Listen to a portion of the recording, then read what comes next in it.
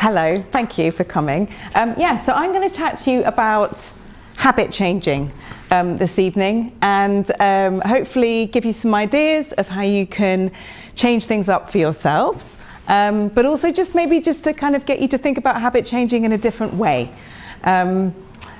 So I am delighted to tell you that to make healthy change an immediate reality, you don't want to go and join a gym, you don't want to spend lots of money on expensive supplements, you don't need to start the next fad diet or get a gym membership that's with a health club, etc., etc. With some simple habit changes, you can immediately start to change the quality of your life within every hour, day, week. It's accumulative. It's really exciting. Even leaving tonight, you can change something this evening about what is going to improve things for you. So, preventative health.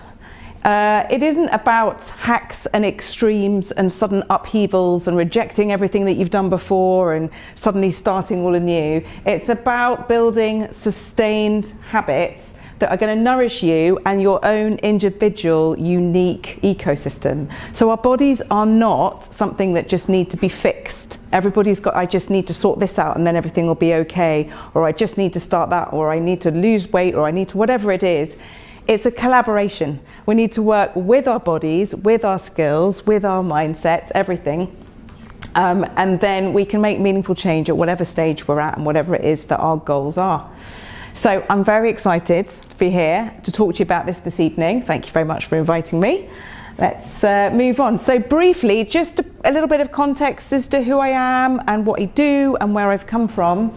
I am a Bantam CNHC registered nutritionist. I trained at the College of Naturopathic Medicine and then went on to do further additional qualifications. I've been a nutritionist and health coach for 8 years now. And I run a private practice at my home in N10. I see people face to face or online. The pandemic brought online into my world and spread it kind of internationally, which was exciting.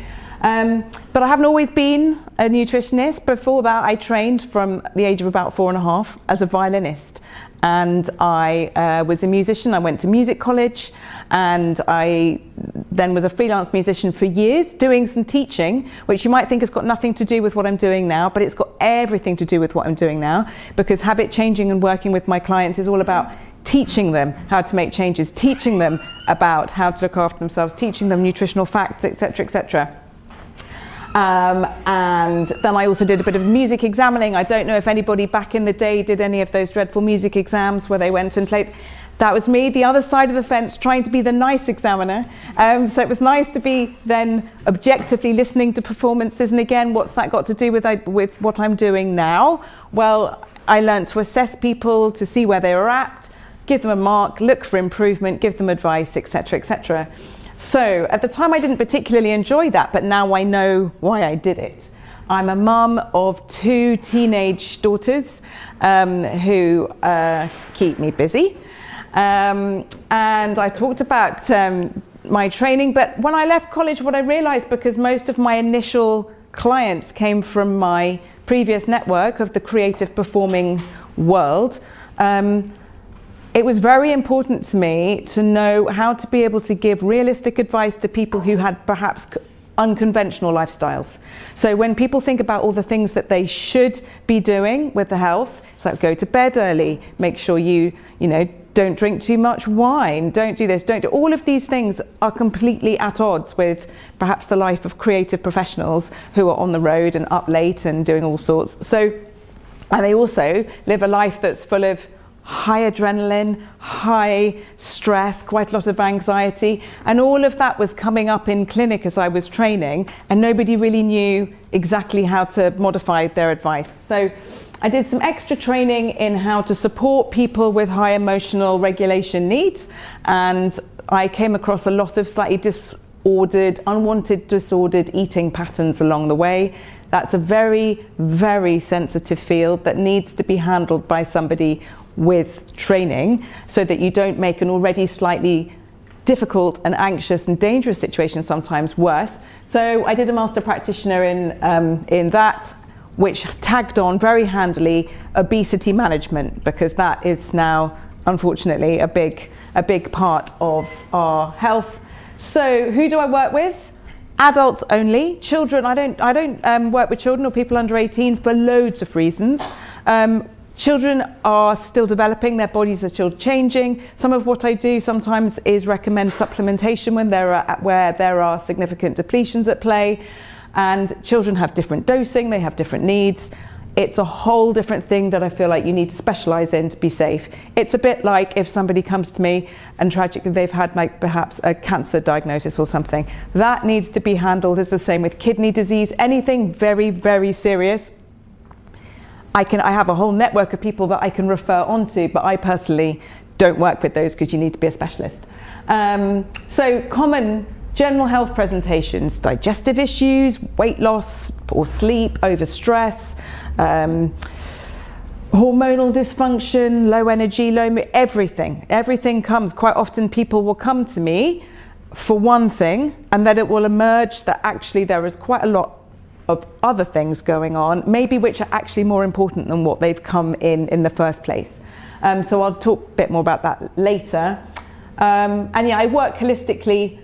I teach, I support, I inspire, I collaborate, depending on, I work in different programs with people. If somebody comes in and they've got a big thing to turn around, maybe they've just had a type 2 diabetes diagnosis and finally they want to really shake things up, that is not a 2 sessions and good luck, see you later situation. That is a, right, let's turn this around, and it probably takes about 10 sessions over about 6 months to really start making headway. But it happens. I've had a couple of people who've reversed their situations, and it's like, it's the best. So habit change is a massive part of my work. I would say it was almost bigger than food, which probably sounds a bit strange as if I'm a nutritionist, but it's what makes progress and change actually sustainable, rather than that whole, well, I lost 2 stone, but then 6 months later I got stressed and it all went back on again, or we all know those situations. So that's what I do. This is just qualifications, the diploma, the health coaching. These are the 2 professional associations, BANT and CNHC. I was very lucky to be able to become a member of BANT now with the qualification that I did. They've streamlined it. It's not available to everybody, but it's a fantastic association that's got a very strong, it's a very strong professional body. And the eating disorders, that sounds quite intense. I don't actually work with that many people who've got chronic, immediate, acute eating disorders, but the training is all very important for learning where some of our eating behaviours have come from. You know, were we told to finish everything on our plate? Were we told that we can't have pudding if we haven't eaten the main course? Were we told all of these things? They play into what I call a food script. Well, it's not just me that calls it that. It's a very important part of where we then get to with our eating behaviours later. So we're going to briefly, this is the outline, I'm going to talk about why it's hard to make or break habits, and some common mistakes that people make, some ideas on where to start. That might depend on what health actually means to you. We can have a little chat about that, because what health means to one person might not be the same as what health means to somebody else. Some basic tips. The importance of language and mindset. This is huge for habit change, because if you're telling yourself that you're useless and you can't do anything and that you're never going to do it, and every time you start a diet you're always going to fail and all the rest of it, then you're starting from a tricky place. So how we talk to ourselves about what it is that we want to do is massive. And for some of my clients, that is the first habit that we work at, is just catching some of the ways that we use language. Procrastination and self-sabotage, those, again, massive. These are things that we all deal with to certain degrees every single day, whether it's sort of putting off a job that we don't want to do, or putting off doing something that we know will be good for us, but we just can't quite make ourselves do it. So tips on how to get over that one. Then diving into a few dietary and lifestyle ideas for priorities for anybody who actually wants to lean into that. My thoughts on supplements and testing. And then a brief outline of the programs that I run, and any questions. Questions-wise, I'm happy to take questions in the break or at the end, or everybody is entitled and very welcome to book a free introductory chat if there's something that you specifically want to bring up that maybe it's not for now. So, Why is starting or breaking habits so hard? Because we all find ourselves stuck sometimes, and feeling stuck is a really, really uncomfortable place to be. We know that even from like being in a traffic jam. If we're in a traffic jam for hours and hours and hours and hours, and then suddenly we move forward even just an inch, we immediately feel better. It's the same with habits that we're stuck with. It's stressful. We're creatures of habit, which is a good and tricky thing all at the same time. We need to use that to our advantage as we're starting to make changes. There's a pressure. Quite often we put an enormous amount of pressure on ourselves. New Year's resolutions for a start. I'm not a fan of New Year's resolutions. They come with the implication that we think that everything we were doing before was awful, we were dreadful, we're going to start again, and then if we don't, because we've put this big pressure on ourselves, it all becomes quite confrontational and critical. We all, as part of our being creatures of habits, have a kind of fear of change. We're kind of programmed to keep ourselves within a range that feels comfortable to us. So if we've got a situation, like if somebody is struggling with significant weight loss, they won't have got into that weight situation overnight. It will have taken years and years, months and months, a long, long time. And so gradually it's just happened. So coming out of that, similarly, is going to take a little bit of time. But what people tend to find often is that they'll make a big stride forward in their health improvement, and then they'll get stuck. Now, sometimes that's for physiological reasons, but they'll get stuck or they'll sabotage it in some way. And if that's happened, sometimes if it's happened too quickly, our brains tell us we're not safe because it's too much of a big change, and it keeps trying to pull us back to where it was more familiar, even if that familiar place wasn't somewhere they wanted to be. A lot of people rely on willpower and the excitement of setting that new habit, but willpower isn't really a thing. And so it runs out after a few days or weeks. Sometimes we haven't set up our environment properly. It might be that we decide that we want to make this big change, but we're living with somebody whose habits or choices or needs don't in any way support that change. So maybe we've decided that we want to just not have quite so many takeaways in a week or whatever, but for our partner, if a Friday night doesn't have a pizza and a Sunday doesn't have a curry, I know that's going to be at odds and potentially not make it easy. We're overambitious. We say we're going to lose however much weight, maybe too quickly for it to be sustainable, or we set ourselves up for disappointment of not quite reaching it, and then that kind of plays into our negativity. And then the one at the bottom is the really interesting one. Is that people talk about how much they want something to change. I just want this, but there'll be something about their current situation that is actually at some level it will be working for them. So maybe, it could be anything, but there is always something. So then it's a question of, this is where the coaching comes into it.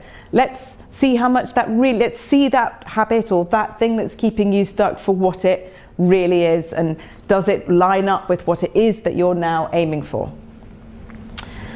So where to start? Sometimes there's a clear goal: weight loss, better sleep, mood, digestive, brain fog, whatever. But if not, it's a question of trying to think about, what does healthy look for you? And here's an idea that sometimes I'll do as coaching in my practice with clients to work out where their priority might be. So the first example would be to sort of talk to them about what does healthy look like to you? So for me, I might say energized. That might, if I'm energized, if my mood is generally balanced, if I'm pain-free, maybe I don't get too many coughs and colds. Here are a few ideas of what health might look like to you. This is something you can all do at home later, maybe. There are hundreds more that you could have, but just write down what it is. Then maybe choose 8 of them and give them a mark out of 10. How, within what you think health is to you, how well do you think you're doing? What would you score? So for me today, pain-free, yes, happy days, I'm very lucky. 9 out of 10 maybe. Energy, pretty good for this evening, so maybe 8 out of 10. Self-confidence, maybe 7, maybe 6, I don't know, it depends where you're at. Then you can look at everybody will be different, and you have a look and you see which one is not difficult to imagine what I'm going to say. You go for which has got the lowest score. That is where you can start. That's where you can start to feel that you're getting somewhere. So sometimes when we're not sure, we actually do have a gut feeling. If there's something that's nagging us, and I would always argue that whatever your gut feeling is a much, much better place to start than a place where you've been told you should start. If somebody's been told that they should do something, that is the best way of putting them off doing what it is that is being suggested that they do. And it's similarly, again, that plays into the way that we talk about what we're trying to do. If somebody says to me, well, I really should go to the gym, what I hear is, I don't want to go to the gym. So I'm like, so what is it you want? Like, you might not want to go to the gym, but do you want the energized feeling of when you leave the gym? In that case, make the decision. You choose to go rather than you should go. So it's about kind of proactive empowerment over the things that you make. Similarly, it's all about taking action. You can't hope to change something. You have to do something to change something. But if that has come from a doing, has come from a should, yeah, it's not appealing. It's not going to happen.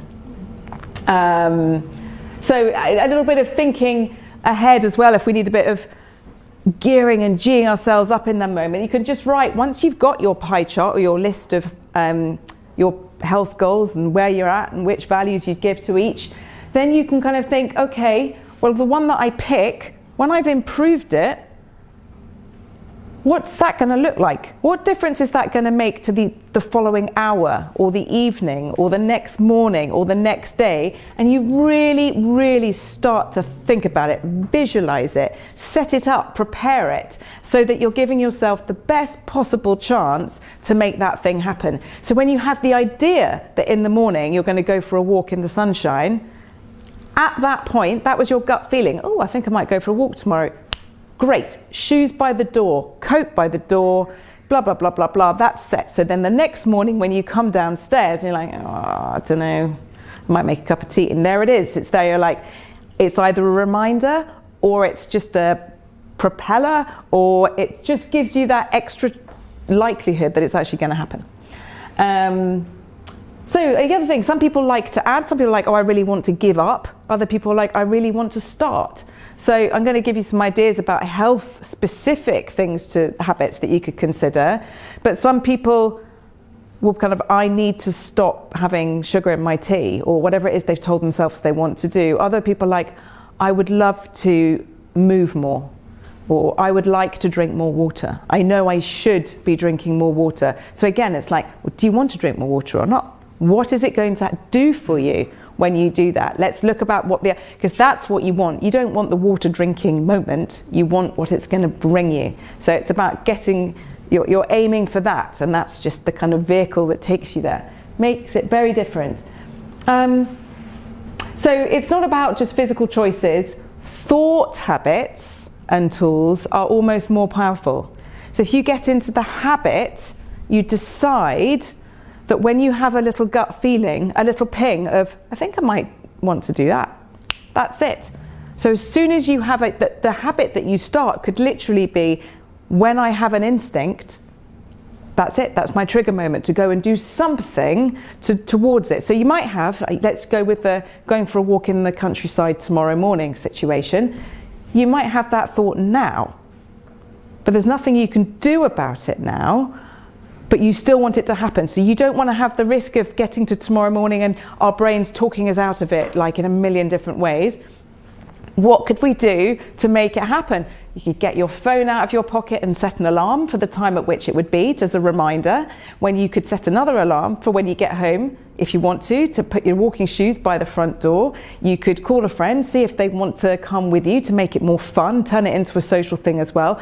All of these things start preparing you and your brain for the thing that you want to do, and then it gathers momentum. And the more ideas and the more planning you do for each thing that you want to do, the more brain space you give it, the more space it occupies and the more your brain starts looking for things to back that up. So it's preparing yourself. Sometimes it can sound a bit ridiculous, you know, how much you're going to prep. What are you going to wear? Which anorak are you going to take? Are you going to take the dog? You're not going to take the dog. Are you going to take wellies? Are you going to take boots? Just think about what it is that you want to do, and it sets your brain up for doing that thing. That can work in reverse as well. If we tell ourselves all day, I'm not going to do X, Y, Z when I get home, I'm absolutely not going to have chips for dinner. All your brain happens thinking, chips for dinner, chips for dinner, chips for dinner. You get in and suddenly you're eating chips. You're like, I've been telling myself all day, I'm not going to have chips. Why am I having chips? It's like, well, you set it up because you've been allowing that thought to take up so much headspace. So, everyone okay so far? Yeah? Good? Okay. So, basic tips for habit change. I'm sure a lot of you know a lot about this, but sometimes it's helpful just to have a little bit of reminder. This is my favorite one. A coach that I work with myself, a wonderful coach once, she always used to say, start small. You start so small that you can't possibly not do it. And so we then let ourselves down and we don't do it, and then starts the negative self-talk of, oh well, I always give up, I always start these things and then I always give up after 3 days, so it's just not going to happen, I'm not the sort of person who can do that, blah blah blah, all of that stuff. If you start really, really small. So who thinks, like, what sort of level of water quantity drinking do people think is ideal? 8 pints a day. 8 pints a day. That's a lot of water. Any 2 to 3 litres. That's also quite a lot. I mean, depending on what you're doing exercise-wise, how heat it is, how sweaty and all the rest of it, 1.5 to 2 litres a day would be great. If everybody did that, then that would help a lot of things. But for some people don't drink water. They might drink a lot of fluid, but they don't drink any water. They don't like water. It doesn't taste nice, or it's boring, or the tap water doesn't taste nice, or whatever it is. So, but they want to, but they've just got out of the habit. So my advice is, you start small. You want to have the outcome of the habit. You might not actually initially enjoy the habit itself, but you'd be amazed how many people decide that cold showers is what they're going to go with. So it's like, okay, let's not go in with a full 2-minute freezing cold shower in November, but let's just turn the temperature down a little bit for the last 5 seconds of the shower, or whatever it is, and get to it slowly. They want the outcome. But other people, it's the habit itself. How can you make a habit more appealing? You can make it fun by doing it with somebody else. You can join in together. Professional athletes have ice baths and things like that now. Well, ice baths and cold water showers and all that, they are very healthy things to do for many reasons. It boosts your immunity, it lowers inflammation. It's a good, you feel like you've got a nice clear mind afterwards also, but it is actually to be serious for a minute, it's important to get to these things slowly. If you haven't done a cold shower and then suddenly you might, depending on what your health profile is, it might not be advisable to dump into it big, but yes, it's similar to what athletes do for recovery. So we've already touched on this, but steering the focus of the brain to sow seeds, not see seeds, to sow seeds of what it is that you want to do. So I have a client who I saw yesterday, and she has just taken on a new job which is going to involve her driving for 2 hours a day. And she was worried because the car, normally her passenger in the seat are snacks. And we were talking about, but I'm going to have to stop for petrol and I don't know how to do this, blah, blah, blah, blah, blah. I was like, right, we're going to really, really sort this out for you. This is a new job. This is the chance for a fantastic new habit and approach for you in the car. What are you going to do with this time? So what are you going to listen to? Plan what you're going to listen to. If you're going to listen to an inspiring podcast about health and change, or somebody who's into something really calming, you're much less likely to stop and do something that maybe isn't unhealthy. If you think you're going to need a snack, then you plan in advance, and part of your habit is, as you get into the car, have I got my fruit and seeds, or whatever it is that you want to do. When you When you're worried that on the way back, that's the time that she was sad, great, make yourself a playlist. What's going to be on your playlist? And the more things you do to prepare for this situation, the more of a success it's going to be. And then, you know, some people, our inner child is never that far away, and we quite often, you'd be amazed how many of my clients really like you know, stars or smiley stickers or building up a streak, or if they send me a kind of update on what they've done that was their new habit. I've done 5 days of going outside for 5 minutes after I've eaten, or whatever it is that they're doing. When I text back, yeah, amazing, or you're brilliant, keep going, or it's motivating because you feel like somebody is actually behind you. So I put spreadsheets up there. That's definitely not my bag, but I have this wonderful lady who works with me. She works in an office, she's extremely efficient, and she talks a lot about spreadsheets. So I suggested to her that maybe she had a spreadsheet for all these new things that we were working at, so it was already in her language. We've all already got all the skills that we need to do whatever it is that we need to do, and we all have different ways of doing them. So people who say, I work with a lot of very busy mums. Oh, I'm really disorganized. I don't think you are. You've got a child that you get to school on time with a packed lunch, and they've done this, and they've done that, and you just haven't involved yourself in the equation of this organization.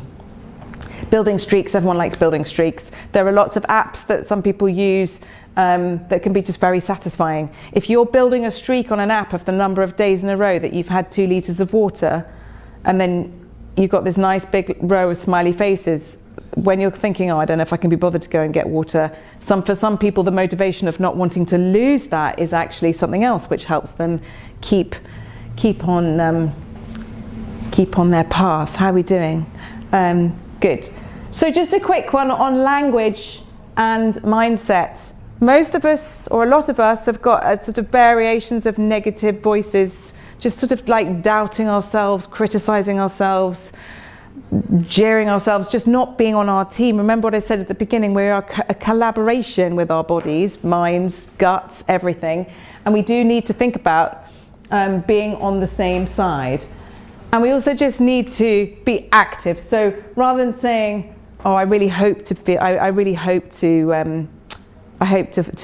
make healthier choices in November.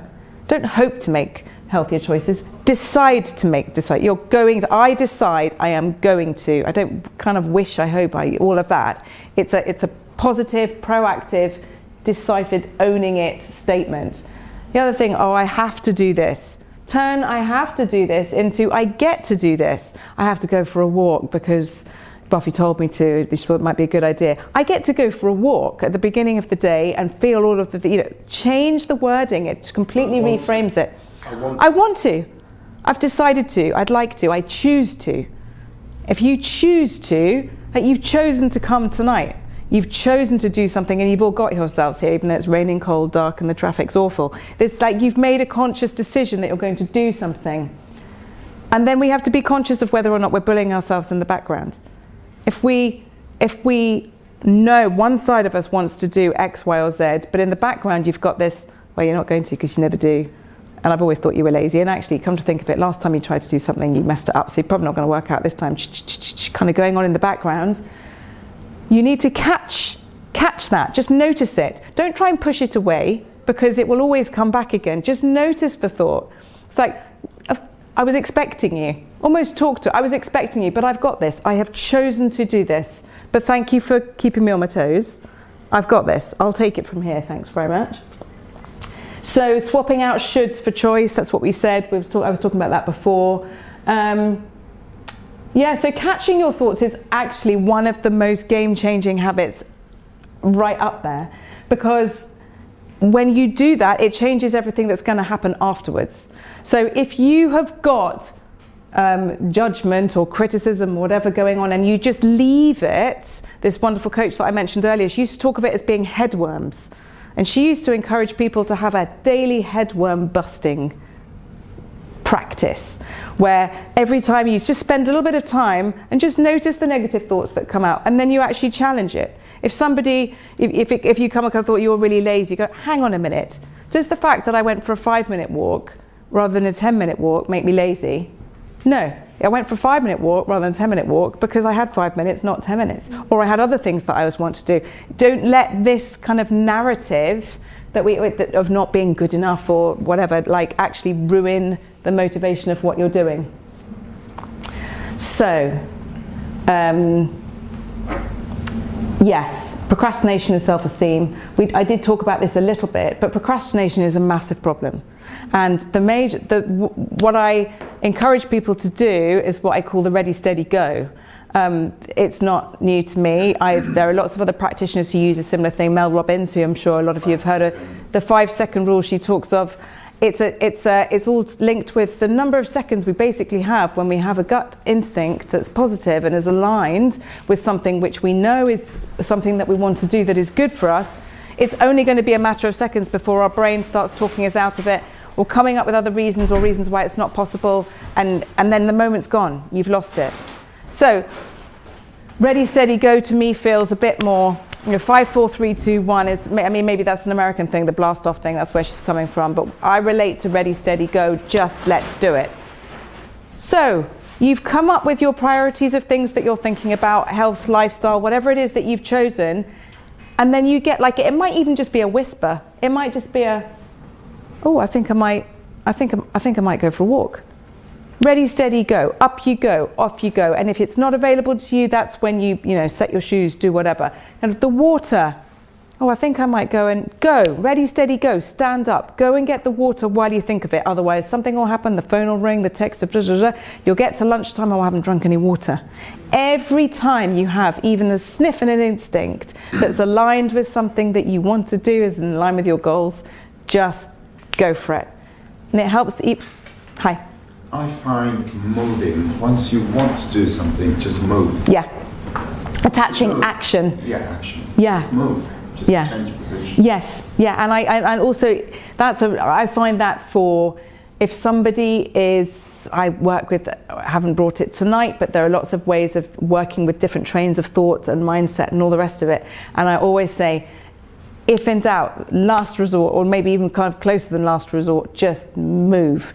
Change the energy. If you're struggling to choose a better quality thought, or it's not working for you, move. Change the sensation of what's going on. Move energy around your body, or give yourself a different feeling. Go and wash your hands, get some cold water, go and smell something delicious, go and get some fresh air on your face. Change what it is that's going on. Change the state. That's really interesting, actually, because when you've got children who are having a bit of a meltdown, yeah, they actually say that to sort of 5 senses. Yeah. So go smell something, see something different. So it is practical to engage either all your senses or yes. Yeah, and it's really it's amazing. I mean, sometimes when we have something, so I work a lot with people who struggle with overeating emotionally, and quite often it'll happen at a certain time of day that they've run their resilience bucket is empty, as I call it, and they are tired and they're irritable, and the kids are home from school and they're preparing food for the kids, and it's like danger zone and witching zone for the kids. It's like Disastersville. But I will say to them, when you get that instinct, that urge, the negative one that you don't want, move away. Focus, laser focus on something else, whether it is washing your hands or breathing in, just until that danger zone moment has passed, then you can kind of go back in. It might well come back a couple of seconds later, do it again. And I always relate it to children, actually, because I always say to people, if you're around a child and they come up to you, and you picture the kind of the parent at the school gates who's chatting to another parent, and the child's come out and they're like, Mom, have you got me? She's like, not now, sweetheart, I'm just having a little chat, I'll be with you in a second. But Mom, and they go off, they come back, they go off, they come back, they go off, they come. Eventually the child gets bored and goes and plays with another friend who's waiting. It's the same as any kind of urge situation, or when you feel like you're going off course. If you keep removing yourself, eventually that thought, that urge, it moves on. It just it gives you a clear path. I digress. So the ready, steady, go. Listen to your instincts and act, and all of this just builds trust. If we can start to rely on ourselves, that when we say we're going to do something, we're just going to do it, then we feel like we can do anything then. And I don't tend to just do it to do with health and lifestyle. You can practice it. If we're trying to do things differently, I'll teach people lots of different games, if you like, to get their brains thinking in a different way. So if somebody's got a really kind of black and white mindset on something, just to get the brain moving a little bit, I'll be like, maybe set a few exercises.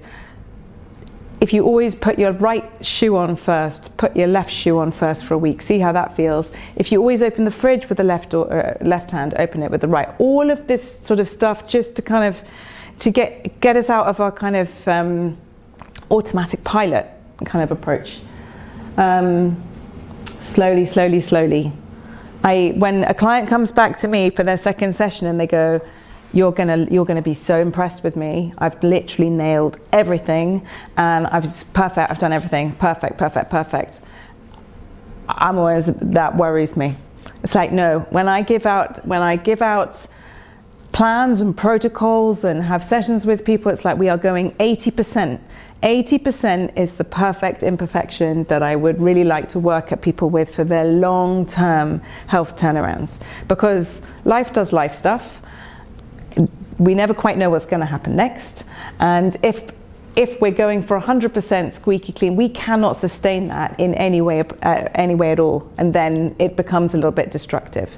So if we set up what it is, that whatever the program is for somebody, we're going for a realistic 80%. That's not like 80% out of every situation. It's like 80-20 over maybe the course of a week for balance. So, I don't know what you want to do now. The last bit is a bit talking about specific dietary things or lifestyles. Do people want a break, or do they want me to carry on and then have questions after the break? Early for break. Okay, perfect. No, we keep going. We all good? She's dying for a cup of tea, that's the truth. Okay. So I didn't want to dive too deeply into nutrition because it's about habits rather than diving in. But dietary habits is often people want to know about it. So for me, everything starts in the gut. So it doesn't matter when a client comes to see me, no matter what it is that they've got going on, everything will be relevant to their gut and the health of their gut. So it makes sense that we dive in and really, really focus on how to make our gut the healthiest, happiest, most stable place in our bodies. It's the ecosystem that supports our immunity. I mean, everything. So it's very common, unfortunately, for people not to have anywhere near enough fibre in their diet, or not enough variety of fibre, and that causes all sorts of problems. So that is generally a very safe and easy way to start. If you are the sort of person that only has vegetables in the evening, when you have your evening meal, then looking at ways to add more during the day, so that over the course of the week, the dream scenario would be to get to about 30 different types of fibre across a week, which sounds like a lot, but actually by the time you sort of start adding different types of seeds or apples or different coloured peppers or whatever, it all builds up. And the more diverse we can be, the better that is for our gut. So we've already spoken about water. I mean, water again is absolutely massive. The number of people I've spoken to who come and they've got horrible digestive issues and they're quite constipated and they're feeling awful, and it turns out they're not drinking any water. You build up the water habit, everything starts to work a little bit better for them, and other tweaks alongside, but the water for them will have been, it's amazing how many people end up being kind of cured by water. And then obviously the UPF stands for ultra processed foods, as I'm sure you all know. Snacks, sugar, alcohol, all of that. We can look for ways of reducing those. Like again, if we go cold turkey on whatever it is, we are going to feel deprived, and that is always going to be a high risk of coming back and causing trouble later. So it is much, much better when you're making a health change to go slowly, slowly, slowly, so that you can gradually feel the change, and you can gradually choose to notice the change and actually probably, hopefully, prefer the new version versus the old version, and then that thing that you always used to do, you're like, actually, I don't really want that anymore. And a lot of people hold on to habits that don't feel good to them for a long time just because that's what they've always done. And then eventually one day they kind of go, actually, I don't think I really want it. At which point I would say, so don't make a big proclamation about how you're never going to do that again, because there's quite often people, if they give up alcohol for a month and they go, oh, I feel so much better, I'm never going to have a drink again. It's like, well, you probably are, and that's okay. But you can just decide as you go, just to keep it realistic. Other easy ways to stop it. There's protein. Everybody's talking about protein all the time at the minute. I try and encourage people not to get too carried away with kind of protein intake, because oh dear, thank you for the heads up. There we go. What I would say is that quality is more important than quantity. So if we are thinking about the quality of our meat, for example, if we can ensure that the meat that we've eaten has been well looked after in its life, it's going to be hugely, hugely more beneficial than if we're having a grain-fed animal that has been fed poorly. That means that we then eat what that animal has been fed, and it comes up a lot that people are so focused on getting a certain amount of protein a day that the quality of the protein that they're eating becomes kind of questionable. So lean and well-sourced protein, whether that's fish, chicken, meat, whatever it is, always people again are asking, what about organic? Do I have to buy organic? I was like, buy the best that you can within your situation. It's like we can only do what we can do. Increase omega-3s. This is massive. This is a really, really, really big thing. It's a topic for a whole nother day. But the importance of omega-3 to omega-6 balance and the inflammation levels that we've all got in our bodies, almost certainly all of us are imbalanced because of the style of eating and the quality of the food that has emerged over years. So that's a discussion for a whole nother time. But increasing the omega-3 balance intake in our diets is really, really important, because we do need to have a balance to ensure the health of the every single cell in our body. And if every cell in our body is inflamed, then the way that it functions, whether it's taking in nutrients or eliminating toxins, or how it's communicating with the other cells around it, it's huge for our kind of chronic long-term health thing. So without wanting to go off on one about it, increasing, if you're not vegetarian, then good quality oily fish, make that a priority. I have a lot of clients who go, no, I do that. I have salmon once a week. It's like, you have salmon once a week and that's wonderful. And you have omega-6s 5, 6, 7 times a day. So the ratio within your diet of inflammatory to anti-inflammatory, the salmon is wonderful. Let's just bring the balance in. I was wondering about the proportions, because when one wants to have lots of protein or fish, when you can then go to extremes. Yes. And only, having too much. I think. Is it okay to have? Well, I'm always hammering home balance. So if you were to, I've had quite a few people who I've worked with who they might be gym bunnies, and they've just like, it's all about the protein powders and the keto diets and the this and all the rest of it, but they're constipated because they have no fiber and they're actually so inflamed. There are various tests that I do with clients that can get a kind of level of their internal inflammation health, and quite often people who look incredibly healthy, lean, muscly and super fit and being in the gym, their bodies are on fire internally because of what it is that they're ingesting. So far as, protein is filling. So depending on what your eating style is, if you're eating balanced, you just physically wouldn't be able to eat like too much if you're eating slowing down mindfully and you've got a fiber which is also filling on your plate and all the rest of it. So I'm cautious about the kind of the keto vibe. Unless it's certain circumstances, there's a lot of research about it being very helpful for certain health conditions,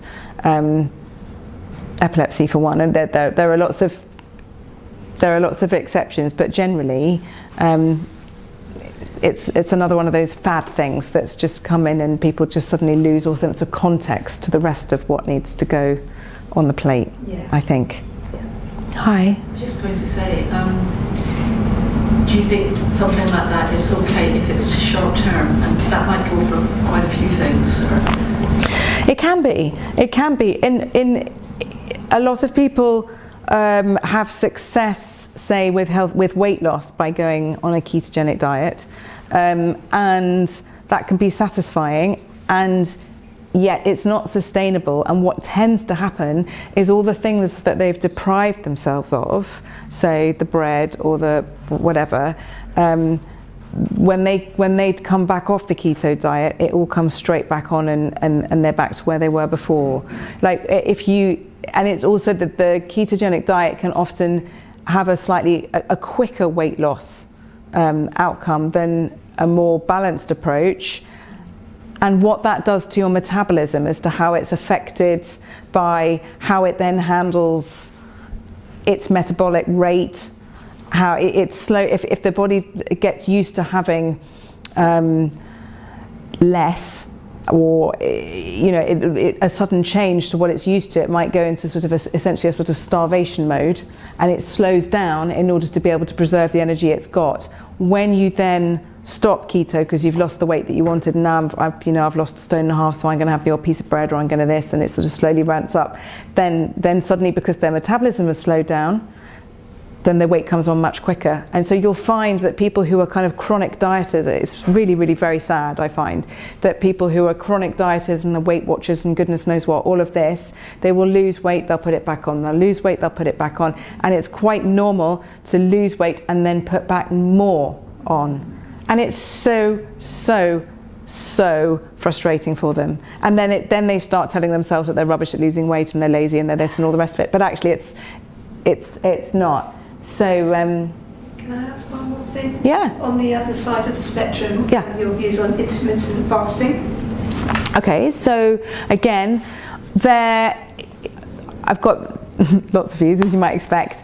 Ultimately, it's very healthy, I think, for everybody to have a closed window, as in not eating anything that needs digesting, for 12 to 14 hours every night. The body doesn't need to be eating. It needs time to stop, to recover, to heal, you'll sleep better, you'll digest better, particularly if you're not eating late in the evening. It's a very healthy thing to do, to have that.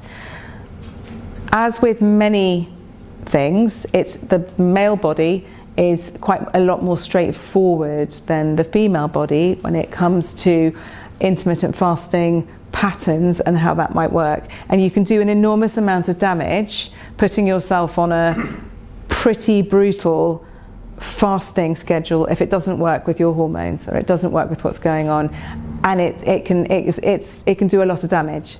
So if you're still menstruating and you've still got that going on, then at different points in your cycle, your body needs different things. So when you're at that point where everyone goes, oh, well, I'm about to get my period, so I just can't stop eating chocolate. That's a thing. But what your body's actually saying is, my hormones have changed and I need more energy and fuel in the form of whole, good carbohydrates. But the message we get is energy, so I need more sugar and biscuits. But what it actually needs is more good quality whole carbohydrates. So there's a lot of it's all very logical, and it works brilliantly when it's so intermittent fasting can work really well for a woman, but it needs to be around their cycle and with guidance, rather than them just deciding that they want to lose weight and they're going to do 24 or something crazy. I have to say, I know it's on a personal level, but that is one of my biggest problems, because my times when I eat, I know are very irregular, and it is a habit now. I do need to bathe. Bathe out, never have breakfast. I can't start. I feel very sick if I have anything to eat before a certain time. Hardly have no lunch, and then I have quite a late dinner. Well, we can have a conversation. But I should have my vitamin at 6 o'clock. And that to me is so early that I just thought it makes me really sick. Well, so when you're not alone in that. It's not people. It's very easy to get into different patterns that become the norm, and then actually shifting it can be quite uncomfortable. Another big area of my work with clients is actually helping them retrain how to read their hunger and fullness signals, because quite often we don't eat when we're hungry. We eat because it's 12 o'clock, or because someone's just given us a sandwich, or because we're bored, or because somebody's just irritated us, or we've had a glass of wine and then we've had a blood sugar. It doesn't matter. Most of the time people aren't starting to eat from a signal of hunger. It's something else. And the problem with that, well, there are many problems with that, but one of the main problems with that is that if you've started to eat for any reason other than the fact that your body's hungry, you're not going to get a reliable signal from your body back that it's satisfied, because you were eating to satisfy something else. Processing their day, they're kind of grazing or whatever it is, they're not registering any of that. So they don't register because they're eating to try and feel like, to deal with their kind of sad mood. But a biscuit, that's quite a lot to ask of a biscuit. That's not going to happen. And so the only thing that stops them at that point is if they're actually probably quite uncomfortable from the amount that they've eaten. But that is not a fullness signal. That is that's extreme. So, but we sometimes, some children have forgotten how to read their fullness signals as young as 4, 3, even younger. Because what tends to happen is that right from an early age, even with babies, babies that are being more often than not, it's maybe bottle fed, because if you're breastfeeding, you don't know exactly how much the baby's having. But if somebody's been told, oh, you need to have 8 ounces, otherwise they're not going to sleep through the night, the mum's going to well, I really need them to sleep through the night. So you keep, even though the baby you might see them batting up, that's the beginning. And then you get into the whole kind of, well, you've got to have this before you can have this, and so you can't read it. So that's really, it is possible to turn that around. But I would also say, if you're not hungry, don't eat. But then, until you do get a hunger signal, and then it's a question of just slowly adapting what you eat. Because everything that we eat, everything that we put in our mouths, our body's got to have, it's a chemical response. It's going to have we've put something in, it's got to decide what it's going to do with it. Is this going to heal me? Is this going to fuel me? Or is this something that I've got to immediately send to my liver and get out of here as quickly as possible? Is it, it's got to kind of process what goes in. So there are quite a few different things at play here. Sorry. No, don't be. Can I just ask about the omega-3? Yes. That if someone doesn't like fish, oily fish, don't like nuts and things like that, so supplements of omega-3, there are at different levels, there are 1,000 or 1,500, whatever. So would you suggest that on the condition that they don't eat those sort of foods? Yes, but not all supplements are born equal. I'm going to come on to that, as in the quality, as in the ingredients, and it's a real problem, because for various reasons. But if it's not a good quality supplement, and the ingredients aren't balanced in a way that preserves, so that it doesn't oxidize, for example, it might be that within this capsule that you're taking every day in good faith, thinking it's going to give you a good amount of DHA, EPA, whatever it is, actually you're ingesting something that's oxidized, actually putting more fuel on the fire. So it's really, really important. Quality is very important. The other thing is that if our gut isn't healthy, there's a very, very small chance that it's going to be absorbed anyway. So you've got to, it's a kind of collaboration of things. But yeah, omega-3 is an essential fatty acid, and it's an essential, by the term essential is because it is essential that we eat it, because our body can't create it. It can't come from anywhere else. So yes, it is essential. I'll come to it in a sec, because there's a specific test that I talk about. The other thing on here, blood sugar regulation. A lot of my clients don't know how to balance their meals. They don't know the importance of making sure that snacks and meals are nutritionally balanced. And one of the main reasons for that is A, so that you get everything that you need nutritionally, minerals, vitamins, different proteins, amino acids, all of that. But it's also the way that our body's going to respond. So if we decide that we're going to have a snack and we're going to have a delicious slice of juicy mango, for example, you're going to go, well, that's fruit, that's good. And it is. It's delicious and it's got lots of great nutrients in it, but it's very high sugar as a fruit. So to be able to enjoy the mango, knowing that we're not going to send ourselves on a roller coaster, it's really good to get into the habit of having a couple of nuts or seeds alongside it, or something that's going to balance it out and slow our body's response to it. So that's another way of really helping appetite regulation as well, because sometimes we're not actually hungry. We've just had a response that makes us feel. So if I eat a bar of chocolate, whole nut chocolate, am I balancing out? I mean, there's an argument to say that there's nuts and chocolate. I mean, then the nuts are welcome. Yeah, Yeah. that's what I'm saying. Yeah. Is that a balance? I mean, it's not a nutritionally wholesome balance, but it's more, yeah. Good. But I would go dark chocolate. If you can have some like 80%, 70% dark chocolate with nuts, that would be Very a hard. wonderful. Most of the manufacturers are taking chocolate out because of the expense of it now. Yeah. They're putting substitutes in there. Not a whole bar of chocolate. It depends how big the bar is. No, But- what I'm saying, each bit has got a whole nut as well as the chocolate. Yeah. Dark chocolate with nuts is a good option. There are lots of You really can get it with cocoa in there. Maybe 4. well, yes, A lot of the manufacturers are taking it out now anyway, that's another conversation. yes, Yeah, because it's so expensive now. Oh dear. but some haven't. They're reducing the cocoa and putting substitutes in to keep the price down. There you go. Everything. Read the labels now. Oh yeah, reading the labels is a very important thing. So we're nearly towards the end, but let's just quickly touch on lifestyle. I'm always looking for a different word for lifestyle because I think it sort of immediately kind of conjures up sort of judgment in some way. But it's basically about what we do in our everyday lives that isn't to do with food and nourishment. So ultimately, one of the things that causes a lot of health problems for us all is stress. Stress drives inflammation, stress drives insulin, stress drives everything. So our bodies, unless they're relaxed, they're in a state of fight or flight most of the time with our lifestyles these days. So a big part of programs that I have with my clients is I was like, where's the fun? Where is the fun in your week? Where is the fun in your day? What if our bodies relax when they're having fun? They feel safe when they're having fun, when we're laughing, when we're engaging, when we're socializing. That is literally good for our health. It's nice and it's important for lowering our cortisol, that's our stress hormone, one of the stress hormones, and it improves our health.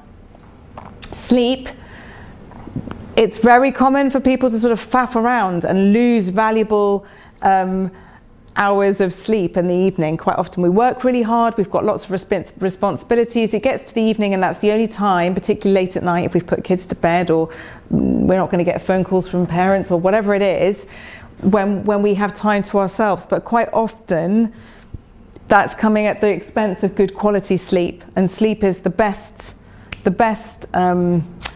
help for health. When we're asleep, everything is healing, everything is digesting, everything is repairing. It's absolutely essential. Morning routines, I don't know if anybody here has got a morning routine that they do that is for them. I don't mean a morning routine as in to just get themselves out of their house for work, but it can be a really fantastic habit to start.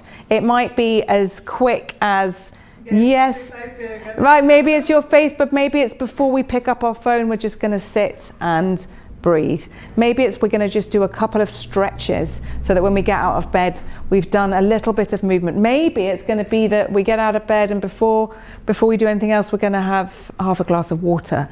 Whatever it is, morning routines are more valuable than just what they bring as in within them. So the hydration from the water example. If we do a morning routine, we're sending ourselves the message right from the beginning of the day that you're showing up for yourself and you're doing something for yourself before you engage in anything else. It's a very if anyone wants any ideas on what to do with that, come and chat to me.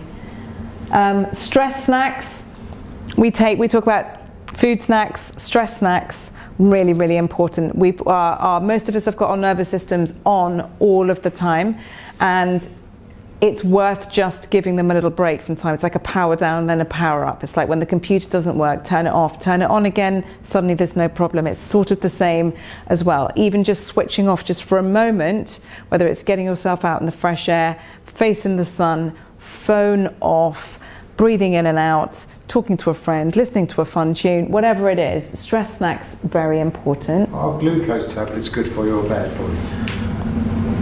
It depends. What is it you're taking glucose? Is there a need for you to take a glucose tablet? Because when I'm on the go around London, I always carry them in my pocket and it boosts me up. It's a natural form of energy. I would be. You get knackered walking up and downstairs with a heavy rucksack in the underground all the time. I would be in favour of. I'm like I said earlier. I'm always thinking of our bodies. It's a natural form of energy, glucose, isn't it? Yes. It goes straight into your bloodstream, doesn't it? But it's going to be raising the glucose in your blood. So I would be for me, the go-to snack recommendations that I would recommend in that situation would be to have always on you some nuts or I have some. as well. I carry nuts with me. Okay. But that's not as instant as a glucose tablet. No, it's not as instant. But I would hope if your energy levels slumped so quickly that you felt that it was a glucose tablet that you needed, I'd like to have a conversation with you about why that is.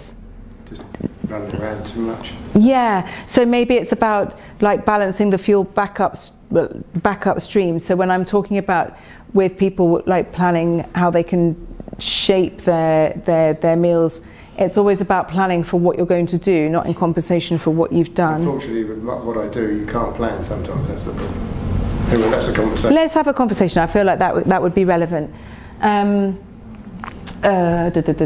so these are all fairly obvious, but movement, starting a habit of gentle movement after you've eaten is a really, really great health hack to put in there. It's great for lowering your blood sugar after a meal. It supports digestion. It brings stress levels down. That's a wonderful habit to start making. And we're always looking when we're starting a habit of what's the trigger moment. We need what the trigger moment is. So boiling the kettle, that might be the trigger moment for you having a glass of water. In this case, that's simple. Every time you have lunch, you move. So you know that is, if that can become a part of your daily habit, that's a really wonderful thing to do. Social connection, this is a great example of that. This is a lovely atmosphere here. But again, it gives us pleasure, it engages, it's cognitive function, it lowers stress, lowers cortisol, and therefore lowers inflammation. Gratitude, here, this is what you were talking about. So again, it lowers anxiety, and it also teaches the brain to be on the lookout for what's good about everything rather than what's bad about everything. Another really nice tool that I find people use, because we've all got our phones in our pockets all the time, is when you're out and about, if you see something that brings you pleasure, it makes you smile, it's the colour of the leaves changing, anything. It could be a clear blue sky, it might be just a slogan that's made you laugh. Take a picture of it. Get into the habit of just taking a picture of anything that brings you pleasure when you're out and about. And then that not only encourages you to look for those things rather than just be caught up in the stress of what it is that we're doing, but also if you're then in a moment when you are stressed, you've got an album ready to go on your phone of lots of things that brought you pleasure that you can just look at rather than jumping onto, maybe everyone here isn't too bad with social media, I don't know, but like a lot of people when they're bored or they're feeling, they just jump immediately onto Instagram, which is just the bringer of doom most of the time. So this is another language thing, I don't know why I've put in here, but another habit, every time you catch yourself using the word but, see if you can change it for and. It's so much more empowering and it's so much more positive. It was really nice to see you, but it was a shame we didn't have very much time. That just makes something nice immediately go flat. It was really nice to see you, and it'll be lovely when we have more time next time. It's exactly the same thing. Two things can be equal alongside each other, but one gives you an up and then immediately takes it away, and the other's like, yeah. So it was a really nice day today and it was raining. You know, it was a nice day today, but it was raining. It was raining. It doesn't matter. You know, it's like always up. I do think though, as well, though gratitude is something that I'm happy this happened. It's that when something doesn't go according to plan, it's not to say, oh no, we didn't do that, but to say it didn't happen, but tomorrow it will happen, or you know, make it so. That was a great example of the but. So it didn't happen, but tomorrow it will be this. It didn't happen and tomorrow. It makes tomorrow feel so much more exciting. Or if something goes wrong, you kind of go, it didn't quite go as I hoped, and this happened instead. Not, but this happened instead. It's such a small thing. But I was saying that, you know, like if something doesn't happen for whatever reason, Everything happens for a reason. yeah, it's like, yes, but, you know, you just may not know why it didn't happen. Yes. But just to say, you know, it happens, you know, and then just so tomorrow it's a new day. And Well, I work on the saying, never worry about tomorrow, because when tomorrow comes, it's today. Nobody knows. So that is also true. Yeah. That one. So I agree. I also think when things go wrong sometimes, well, most often now, I kind of like, great, what's going to happen now? So something different's going to happen, particularly if you're in a routine and you always get it's always the same thing, I don't know, and then suddenly the bus doesn't come or this goes wrong or whatever. It's going to be, what's going to happen now? Something else will happen. So like everybody obviously had difficulty today with traffic, and I'm standing by at the bus stop, and some people were really miserable, and this one lady was so nice, we were having a chat and everything, and I did say, you know, I'm going to go now, because I had actually taught myself to do Tuesday chips, and literally I walked away, and she said, no, come back, there's a bus coming, and that is amazing, if I wasn't there, and we hadn't been talking about showing the thing, she would have called me over. So in one way, it's a big win. Yes. Celebrate the win. Always be on the lookout. There's always a win. There's always a win. But it's not about sort of never allowing, if something has gone wrong and it's annoying, something's gone wrong and annoying, you get to, that's okay. But it's just, yeah, no, I like that. So yeah, I mentioned this earlier, the building self-belief. What did I do today that was hard and yet I did it anyway? It just builds up the kind of trust in ourselves that we can, you know, we can do stuff that doesn't feel nice and then this is just a very basic thing, but we are increasingly, our homes, our worlds, our cars, our shampoos, everything, there's a lot of toxins everywhere. So actually, quite often with clients, if they have got a big health thing to turn around with me and food is a little bit confrontational to start with, we go around the outside first. What health changes can we do within their day, within their environments, that are just going to lower their toxic loads, their inflammation, blah, blah, blah. So, or being on the lookout for less toxic versions of whatever it is, cleaning products or whatever, actually has a really, really positive impact on our bodies. Supplements and testing. I'm not going to go into this but with testing and supplements. So as I touched on earlier, supplements is a massive, massive business, and it's quite often just out to exploit vulnerable people who are trying to make health improvements, don't really know where to start. They've read on Instagram that vitamin C would be a good idea, so they go to Boots, they buy some vitamin C. They've got no idea whether or not it's the bioavailable version, what fillers it's got in it, what quality it is, what it's going to mix with. In a more serious note, it might be that they're taking a medication where there's a contraindication with some sort of supplement, can be really quite dangerous. Supplements, like with an air of caution, there are plenty of very good quality brands, but they're not always accessible, and people don't always know where to look with that. When it comes to testing, there are various tests that I do with my clients. If it's something that the GP can offer, those are some of you might be familiar with those tests. These are some of the tests that I would quite often request a GP might be able to help a client with, particularly if somebody's come with a big health presentation that we're trying to turn around. I will ask for clear blood tests at the beginning of the program that we run, so that we've got markers for the end. HbA1c test, that is the one that's measuring your long-term blood sugar control. So that's like the diabetic test. An iron panel is extremely important. So it's very common for women to be low on iron. The range for iron of what is an okay range is extremely broad.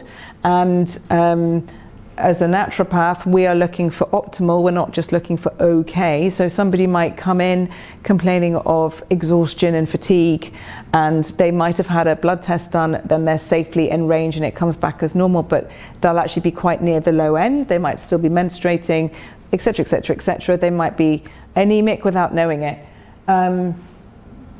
But you have to measure things like iron, because for men it's quite dangerous, because if you have too much, it's toxic and dangerous in the body. So you have to know what level it is that you're treating. What effect does that have then? What if If you're too toxic? well, it could be very dangerous. I mean, you'd probably be able to. I don't know. I'm just wondering. I think you can get. I've not worked with somebody who has had toxic iron levels, but it could make you very seriously ill. I've only ever worked with one male client who was low on iron. It tends to be more my female clients, particularly ones who are vegetarian, and it's easily rectified. But you need to be able to mark the improvement and the progress on that. I don't think I ever saw anyone harm themselves taking iron in general practice. Yeah.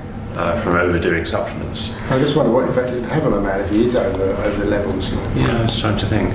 I can get back to you with a clear answer on that. I can't answer that. I can't answer that in detail right now. Make sure if I'm, No. You would be fine. But what I mean is, like, if somebody doesn't know that they've got perfectly adequate iron and then takes strong iron supplements because they've heard it might give them more energy, it can. I take a multivitamin with iron. You see. No, I think that will probably be fine. Yeah. But I wouldn't be concerned about that. I'm talking about the sort of levels that if a woman comes and they're anemic I'm just and they're what taking. The indicators will be. That's all I'm getting at. Yeah. Anyway.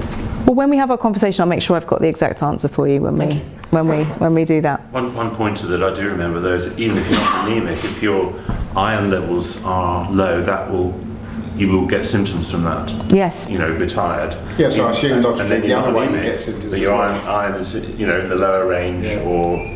Yeah, but I'm assuming if you're overloaded on iron, you get symptoms the other way as well, I assume. Well, that's to say, apart from actual conditions, that cause that, I've not known anyone cause harm from supplements. Because normally it's like there's a minuscule amount of iron in the supplement you're taking, whereas with anemia we'd prescribe 200 milligrams of ferrous sulfate 3 times a day, which is yes, exactly. But but that's what I mean. It's the caution of, I just remember it was just drummed into me at college. It's like you can't ever prescribe somebody iron without knowing what it is that they're starting. It's just one of those things that was. From my point of view, we would never treat low iron in a male as a diagnosis. It's a symptom. Yes, yeah. So you'd find out why that is, because it could be blood loss from a tumour or something like that. So you've got to investigate. How did Mummy ask you though? No, not at all. No, but I want to make sure that you get the answer, so I'll get it back to you. Yes. It's a medical condition called hemochromatosis. Yes. Which means the person has a very high level of iron, and the symptoms can be fatigue, tiredness, kind of thing. Well, if you've got too much iron. Yeah, hemochromatosis. Get fatigue if you've got too much iron. Oh, that's interesting. It could, Well, fatigue. possibly genetic issues, but it's an illness. But it's causing organ damage left, right and centre, isn't it? Yeah. So, your body's damaged throughout. But we're talking extreme. Yeah, exactly. We're talking extreme at this point. I'm just saying that in my experience, I want to test people and find rather than guess. So I've only recently, in the last 4 or 5 months, been introduced to the companies in Zeno, which has got 2 amazing tests that are available. One which tests the inflammation balance within our bodies in a different way. It's testing the omega-6 to 3 ratio that I was talking about earlier, which is talking about the cell health, the outer layer of our cells and how healthy they are. They've actually got a test now which is taken from the essential the fatty acids that we ingest and it gives an accurate individual profile of where you are in that. And very recently, there has now been released similarly a pinprick gut health test, which is measuring certain metabolites that are formed in the gut to be able to give you a clear idea of how your gut is functioning. So it's not measuring what is there, it's measuring how it is working. Those are conversations for another time, but it's fascinating, and it guides the way that I advise people as to how they're going to move forwards. Those are both blood tests, are they, did you say? They're pinprick blood tests. No. So the top line, those are all available with the GP. These two, Zinzino, it is a private Norwegian testing company which has also a very, very well formulated and tested supplement range, which tends to be what I now use in support of the results that I get. But everybody's different. It's a question of meeting somebody where they are, what their needs are, what their levels are, what their budgets are. It's a case by case basis. This is it. This is the end. This is just how I work with people. The different packages depending on needs. So people tend to either come for 3 sessions. It's about 3 hours spread out over 3 months generally. That's if there's just a small little shift that they need, or a couple of pointers and a little bit of hand holding. The comprehensive package is 5 sessions. That is the most common one that I do. And it's generally spread over the course of about 6 months. And that's split into hour sessions. Before I see anybody, there's a very detailed health questionnaire to have health history, family history, all sorts of questions that might seem completely irrelevant to you at the time, but they all start painting a picture. You know, do you struggle with how many courses of antibiotics have you had in the last 5 years? Do you struggle with bleeding gums?